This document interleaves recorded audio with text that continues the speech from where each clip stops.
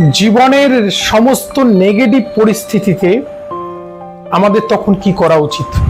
আপনি দেখছেন শত্রুরা ঘিরে ধরেছে, আর্থিক বিপর্যয় হয়েছে, বাড়িতে কোনো একটা বড় ঝড় বয়ে গেছে, কোনো প্রিয়জনের থেকে অপমানিত হয়েছেন, শত্রু পেছনে লেগেছে।